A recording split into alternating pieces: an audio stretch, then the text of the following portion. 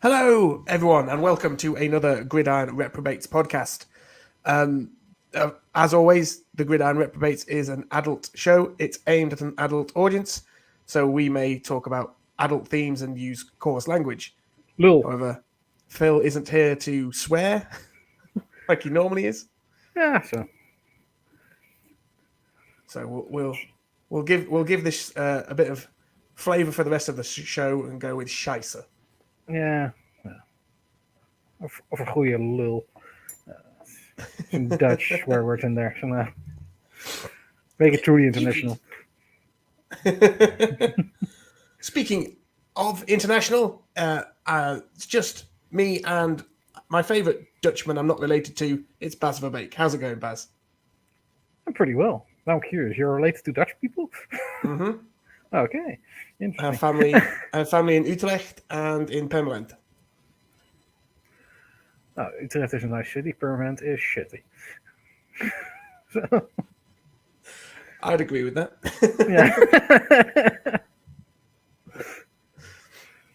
yeah. My grandmother on my mum's side is from Breda. Okay. She married an Englishman, and so I've got a Dutch family. Okay. Yeah. Anyway, enough about me. Let's talk about American football. Yeah. And we had an international game, but this time a truly international game in a non-English speaking country. We had a game in Germany. Did you go, Baz? Sadly, no. I was one of the 3 million who didn't get a ticket. Yeah. However, it was a well-received game by all accounts. The atmosphere on the telly was amazing. You could feel how it was just by watching the game. Yeah, and from all reports, the whole atmosphere in the city was it really, from what I heard, it had a Super Bowl feeling for the presenters as well. So Yeah, that's definitely a big plus for German organizers. and hopefully it just means that the NFL will go to even more places, not just in Europe, but throughout the world. They have been a bit exclusive to London, which is fine for us English folk, but I'm sure there are plenty of other fans throughout the world who would love to get some NFL near them. Yeah, this was the first game other than London since Mexico, I believe. They go to Mexico. I think they go to Mexico once a year now, but it's certainly the first European. Yeah, I truly hope they use that 17 game, so every team has to play one game outside of the US, somewhere in the world. That would be great. That would be great. Make it more fair. Everybody has a away game. Yeah. So, and you can truly promote the sport in the world, and clearly there's an appetite for it. Definitely. Well, especially in Germany, it's been astounding that it's taken them this long to get over to Germany. The popularity of American football in Germany is astronomical. They have potentially the best semi-professional league outside of America. Well, unless you count the CFL, which I don't. Yeah, but the GFL is big. Is actually makes money, which is unheard of for American football outside of America. They get crowds. Yeah. It's incredible. Yeah, and I believe it's also a big destination now for college people that just didn't make it, and they go there, play for a few years, get some money. So it's going well. So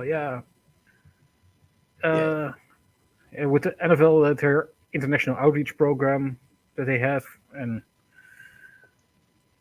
with clubs assigned to certain nations. I think the nations like, I believe, the Patriots and some others had Germany. I think they are in a very good seat for the coming years and to capitalize on that. So, yeah, there was a German in the draft just gone, and who was actually drafted, unlike that Bowinger. No, Bowinger was drafted, but never amounted to anything, did he? No. Still, yes, it's taken them a good long time to get to Germany, and I'm glad they did because it looked like it was an incredible game. It was an incredible game, which is not always the case in the international series. It didn't start off that way. Seahawks kind of forgot how to play offense in the first half. Yeah, they were disappointing at times, but then again, yeah, it's the Bucks still aren't there yet either.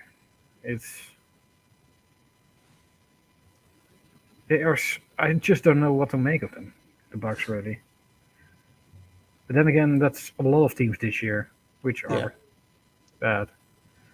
Yeah, at least with the Bucks, it's not because Brady can't play anymore. If that makes sense, I think a lot he's obviously got a lot on in his personal life, and I definitely think it's bleeding into his playing. And yeah, but if it was just Brady, I mean, I've seen so many drop passes. That's true. That is true. And a lot of penalties as well, and that just kills the drive, keeps the defense too much on the field too long, makes them exhausted, and they start bleeding points. Yep. Yeah. Good thing for the Bucks though is the defense is starting to become healthier. They're a lot better unit when they've got Anton Winfield on the field. Definitely. And so if he's back from concussion and Carlton Davis is back from his niggling injury, then I think the defense can still be a really good unit and will probably carry the team as far as they're going to go this year.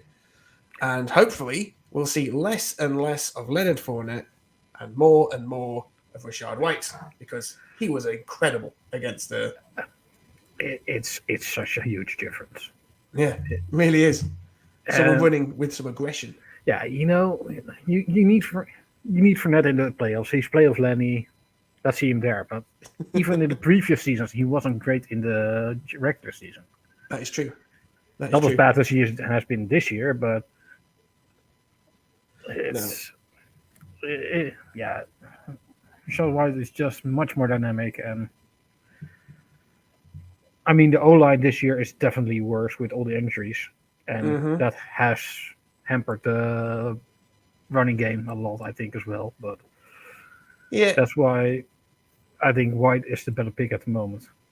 The one thing I did like in the running game was they tried to be a bit more creative with some of the runs they did. It wasn't just we will run inside zone until the cows come home, and we will run no other run plays. This time they sprinkled in some pin pull, they sprinkled in some outside zone, they sprinkled in some classic toss sweep with two pulling guards.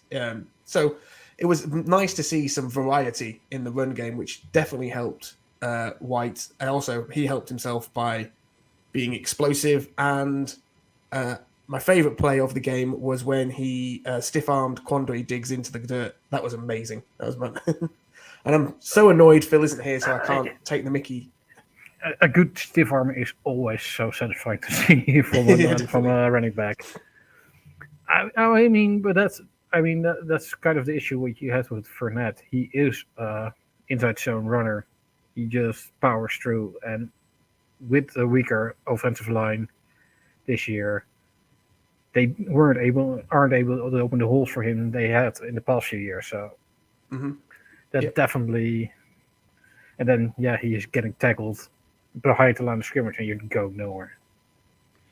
So very frustrating. But Buccaneers have their bye, and then after the bye, it's the last Browns game before he who shall not be named becomes their quarterback. So hopefully we can get back to winning ways and have a winning record in the next couple of weeks. He started training this week, right? He did. Oh, God. He did. Yeah. But we're not going to talk about him.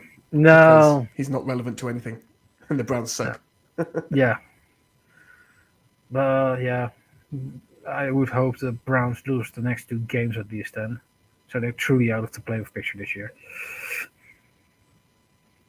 Because even with their current record, they aren't out of it yet. So.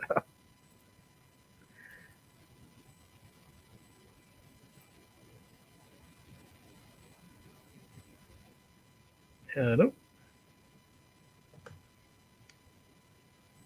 The hiccup there, I believe.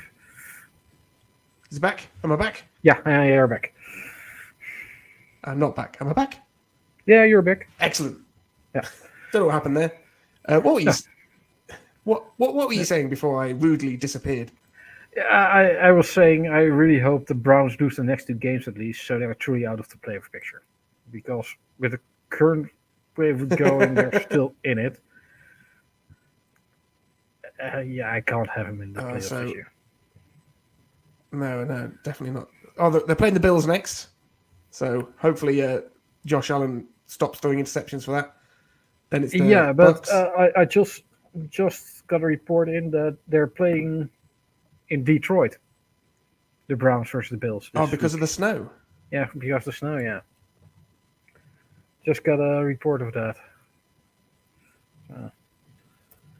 Interesting.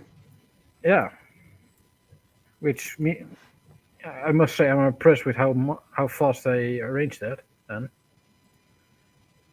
Well, Detroit. Where are Detroit? So Detroit, you're in New York, so that makes sense. Yeah. So the stadium must be empty. Yeah. Yeah. Yeah, fair enough. So let's talk a little bit about the Indianapolis Colts. So we were off the air when the craziness that was the hiring of Jeff Saturday happened. And then over the weekend, the man who was told that he would no longer be the starting quarterback for the Indianapolis Colts was suddenly the starting quarterback for the Indianapolis Colts. And you just wonder, Frank Reich is sitting at home going, how come he gets to play Matt Ryan, but I have to play Sam Ehlinger?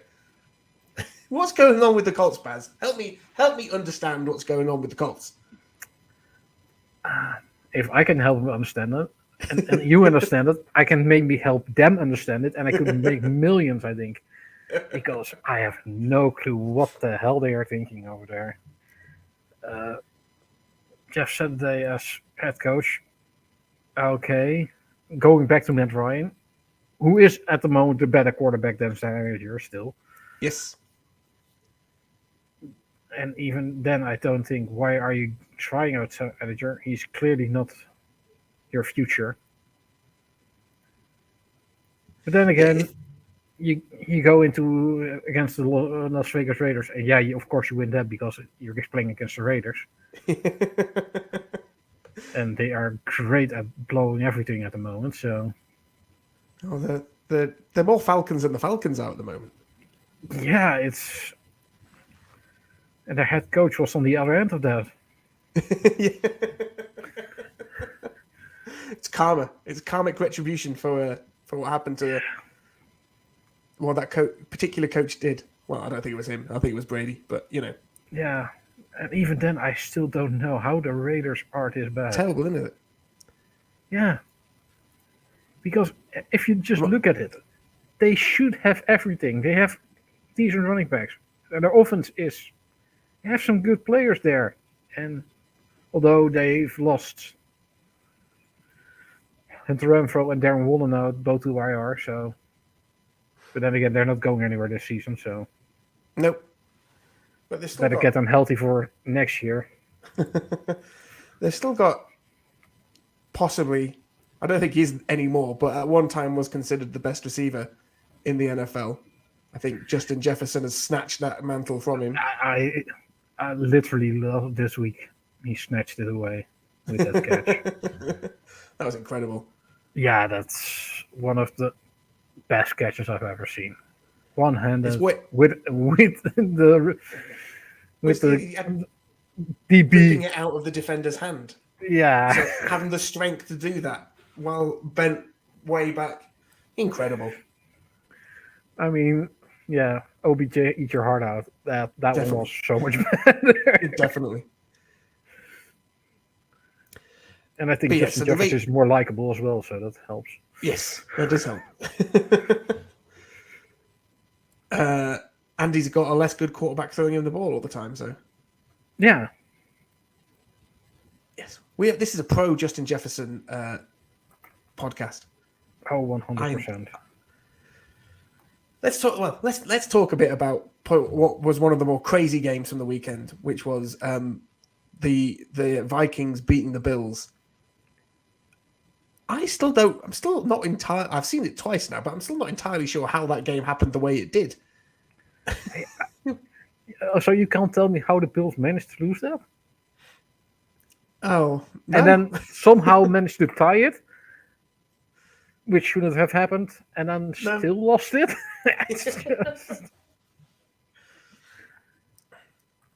Yeah. Everything needed to go the Vikings' way, and it did. Yes. I will say though, Clearly, Josh carry Allen on. isn't 100% at the moment. And not only is Josh Allen not 100%, they just rely on him so heavily for everything. Yeah. Everything needs to go. Is like he's got no supporting run game. His offensive line in pass protection are not particularly good, so he still has to make people miss when he's in the pocket. His receivers are good, and his receivers do help him out, but yeah, the rest of that offense doesn't help him at all. And if he has a bad game like he did against the Vikings, then there's nothing else to lift that team up. No, Offensively, at least. I think the defense is still no, pretty solid. that's the issue. He had 2 bad games in a row, so you lose 2 times. And I must say, I was also slightly disappointed with the defense hasn't been as good as at the start of the year as well. So the Bills defense. They really miss Micah Hyde. Yeah. And Not I Micah believe Hyde. he I'm was. getting my Hydes confused. Yeah. They have a safety called Hyde, right? I'm getting that right. Yeah. No, I'm confused as well. But they also the other game they lost. They missed Matt Milano, who was a huge loss for them in that game as well. Yeah. Who's been the heart of their defense. So, that was against the Jets, I believe. He didn't play. So he didn't play against them. But yeah. So that's. So if they get healthy again, they get back on the road. They will be still one of the best teams. But funnily enough, they are at the moment third in their division. But then again, quite the result for the but then again, somehow, if you're fourth in the division, you're still in the playoffs at the moment. So. Well, that AFC beast, the best division in football. Yeah, there are only 2 good divisions in football at the moment, and it's the AFC East and the NFC East. Yeah, just because like even with the NFC, the 4th team is Washington, and they're 1 game out of the playoffs at the moment. So even there, almost all 4 teams are in. It's insane. And the Commanders just beat the previously undefeated Eagles. Yeah. They have the same record as the Buccaneers, who are in at 5-5. Yep. And they're 4th in their division. Yes. The rest of divisions, so many divisions are just so damn bad. Somehow. Yeah. It's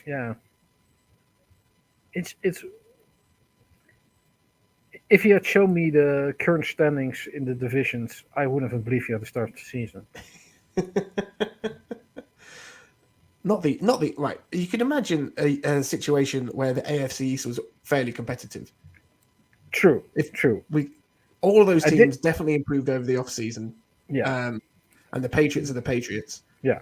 We thought the Bills were going to be good. We thought that the Jets could be good if Zach Wilson. Yeah, and they are good in a different way than we thought they were going to be because their defense is incredible. And we thought the Dolphins had a chance to be really good as well with Mike McDaniel coming on to coach them. So we could have I think it was easier to envision that the AFC East was going to be a good division. Didn't expect the NFC East. NFC East we thought was going to be a tire fire. Yeah, we thought. Yeah, the Eagles. Okay, they were a good team, no issue.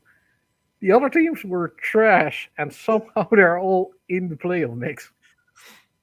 Yeah, well, the Giants are the biggest surprise. No one thought the Giants were going to be any good. No, the Cowboys could again. The Cowboys. I thought the Cowboys were definitely one of the wildcard spots, most likely. Yeah, but they're again another team that are not good in the way I thought they'd be good. I thought they'd be good on the back of Dak Prescott being Dak Prescott, but it's their defense that are carrying them. And Washington, I thought maybe if Wentz gets it under control, they have some nice weapons with Samuel and McLaurin and Gibson, and they have a good defense if that can play again, like we know they can. And no, they're better without Wentz, with Heineke, finally. Yep. So much better. Believe me, my fantasy team definitely noticed that McLaurin, definitely scores points now.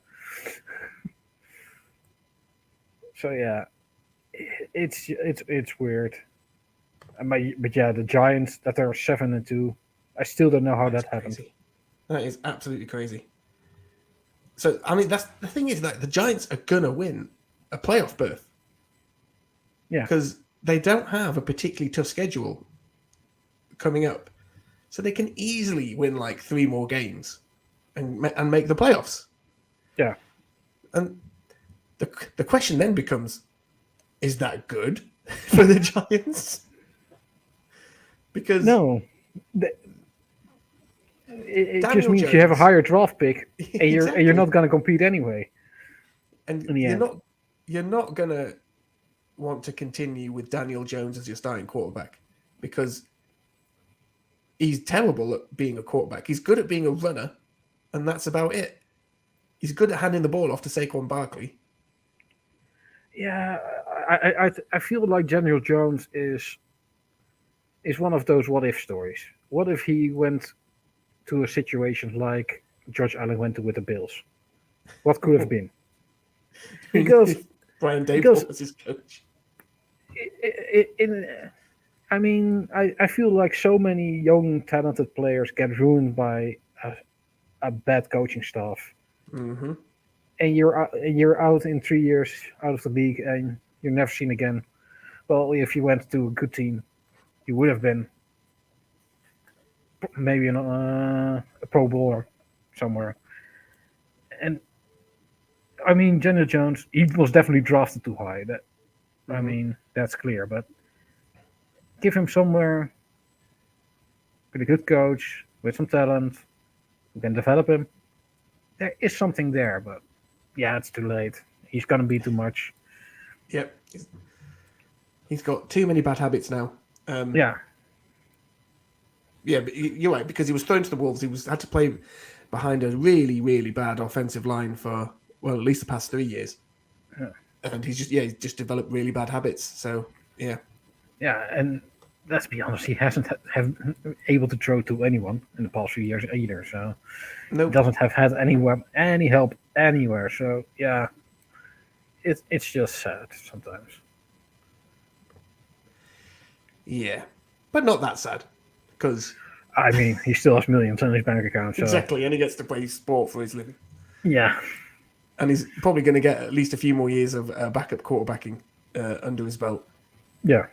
Which we establish is the best job in the world. Indeed, yeah. Love to be a backup quarterback. Yeah. By the way, what did you think of the 2 new signings of the Eagles? Linval Joseph and Sue. Yeah. Sue. I think it's funny. I can't remember. There was someone, I can't remember who it was on Twitter, but they basically said, so the Eagles get run all over by the Commanders, and they go out and they sign those two players. The Chargers have been run all over all over the place all season, and they've done nothing. Oh. That's the difference between being the Chargers and the Eagles. Yeah, I like the Chargers season. got the Chargers, but yeah, the Eagles, they're clearly in it for. We are a great team. Mm. We have a chance to get to the Super Bowl, and when you're in the Super Bowl, anything can happen.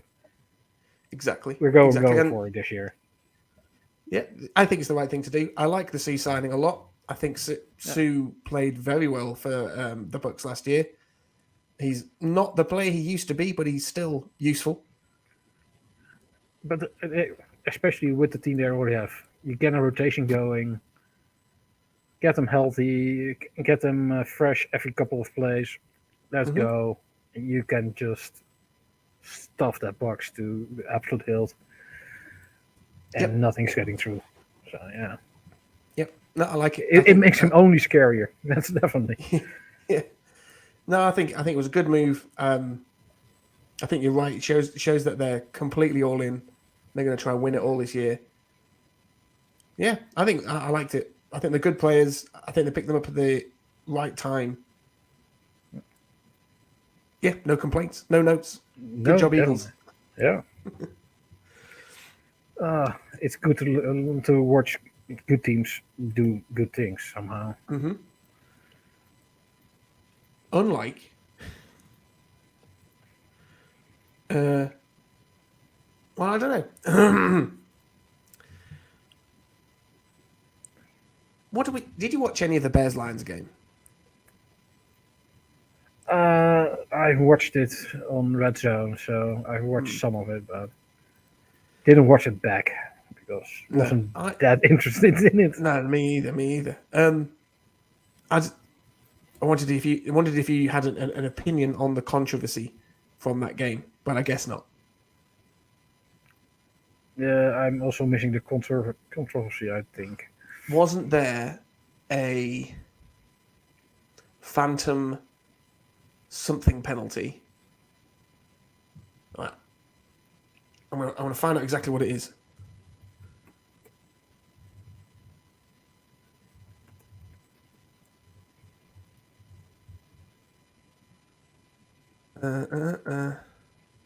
That's from years ago.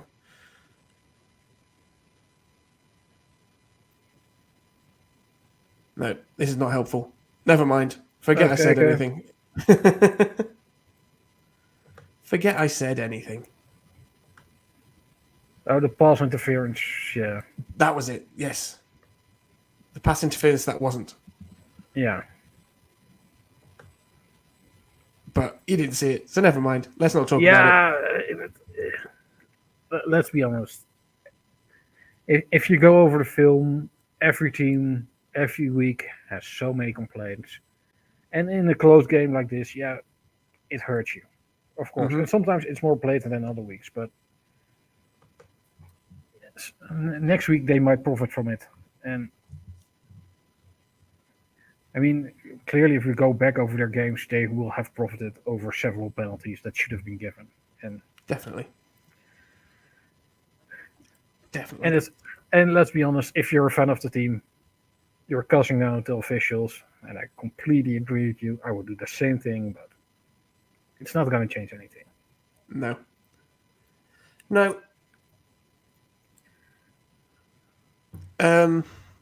What about the Cowboys-Packers game? Was that the Packers finally getting it together, or was that just the Cowboys shit in the bed? I think it was a bit of both. I think especially late on the Cowboys shit the bed.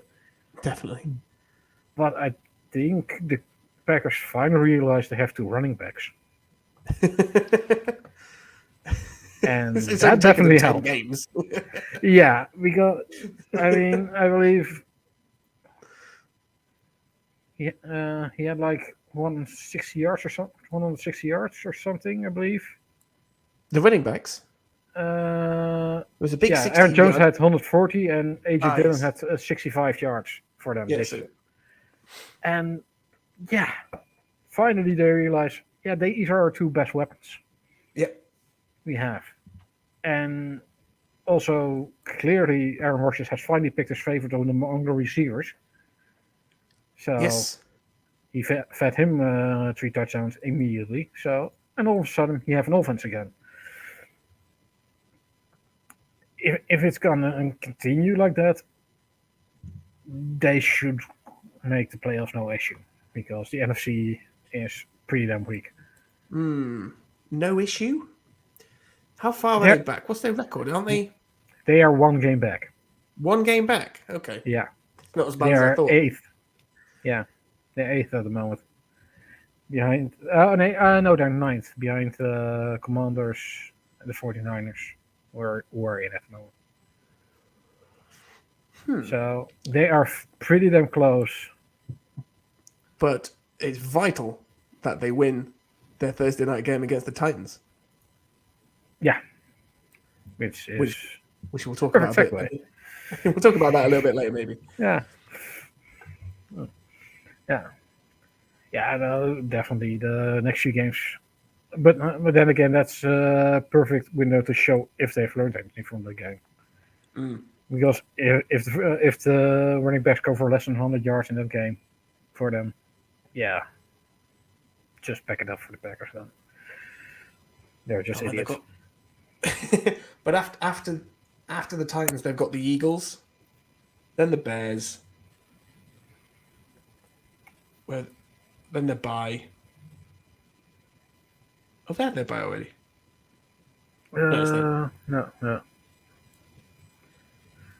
They're 4-6, so no. Then the Rams. I should beat the Rams. Yeah, the Rams are the biggest one. surprise for me this season. I didn't think they'd be this bad. No. I thought they'd have a bit of a Super Bowl hangover, but I didn't think they'd be this bad. There's just nothing happening at all. Of course, this week they didn't have Stafford, but I don't think it made that much of a difference, actually. Not in the backup quarterback off, no. No. Their offensive line is atrocious. Absolutely atrocious. And I don't think it's going to be a quick fix for that either. Because they don't have any draft capital to get high quality offensive linemen into the building. And I don't think they have the budget cap to sign the free agents either. So Exactly. So this might be it for the Rams for a little bit. This terrible offensive line. They're gonna have to do some. then again, they Super Bowl out of it. So yeah, I'm sure they do it exactly the same way all over again. Yeah. I mean, I think many teams would do the same thing if they could. Yeah. So, yeah. I mean, I think that's one of the biggest issues we had with some teams who have shown that in the past few years. I think, especially with the Patriots, even the Chiefs, the Steelers, and the Ravens, they're always good teams. They're always there, and it's just not normal for most teams to do that. So yeah, and even now this year, the Steelers finally don't seem to be any good. But then again, what did you expect if you go into the season with Mitch Trubisky as your starting cornerback? So. Exactly. There's a certain bar that you need to clear, and Mitch Trubisky's not doing it. No. I mean, even the corpse of Big Ben was better than that. So. Oh, I don't know. He was pretty terrible towards the end of last year. Yeah, but he's still better than Mr. Trubisky. I mean, the record showed it. So. Yeah. And it's sad because their defense is so damn stacked. Especially now they've got TJ Watt back. They look really good against the Saints. Yeah. But then again, It's not that difficult to shut down the Saints' offense. No, especially with oh damn, what's his name? Andy As Dalton? quarterback. Yeah, Andy Dalton as quarterback. He is just not good enough anymore. Some would argue that he was never good enough to start with. No, he had a few good years in the Bengals years, but then he never won that playoff game. So yeah, Nope. Nope. but then The again, only thing, anything else that happened in week 10 you'd like to talk about, Baz?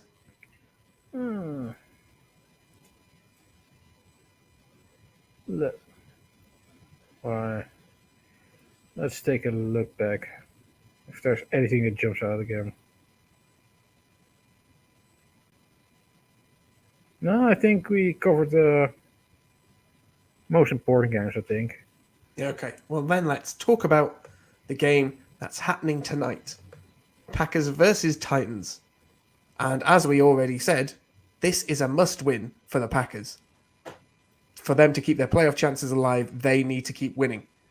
And that's going to be difficult because I think that Mike Vrabel is sneakily one of the best coaches in the NFL.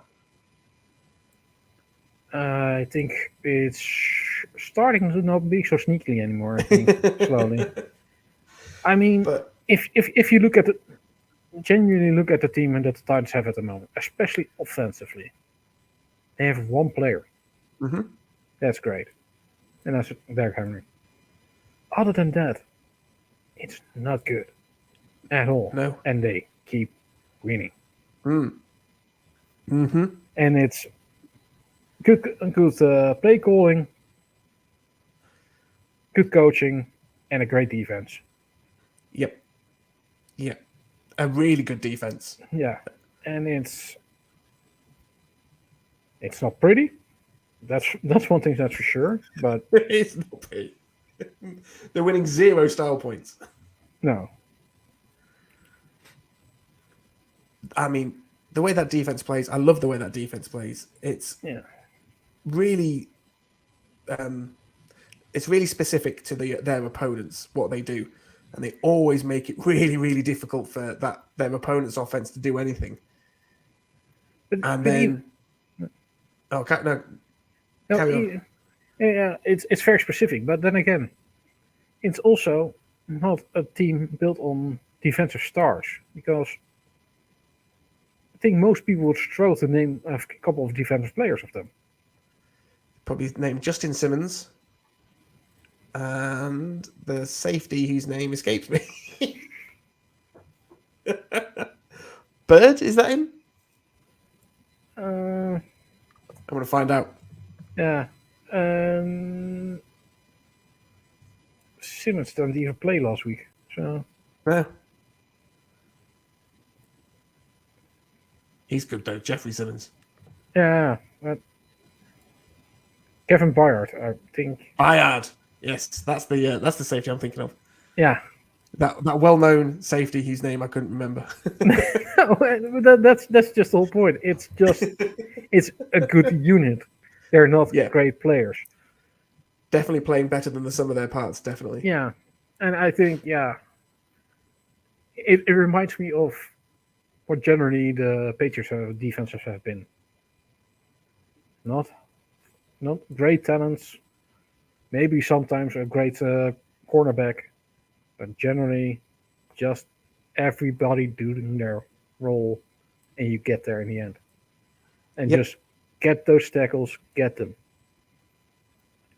Yeah, I agree, and I think they're gonna really cause Green Bay some problems. Oh yeah, definitely. I think because you cannot run on this Titans defense.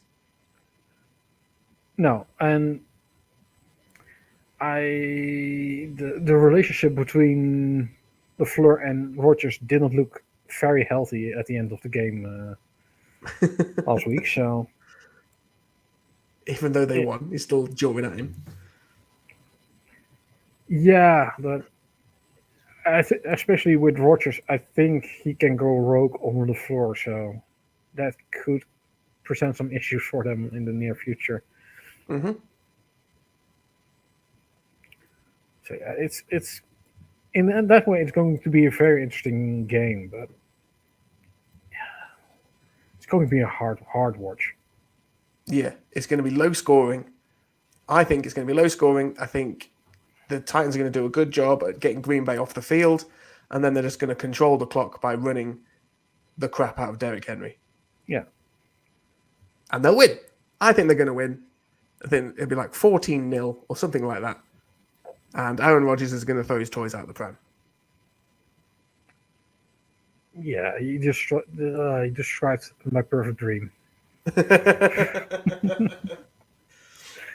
So, are you picking the Titans to win as well, Baz? Yes, I think if the Packers can get scoring, the Titans are clearly not built for a high scoring game. It's just not going to happen with their offense. So, but just don't.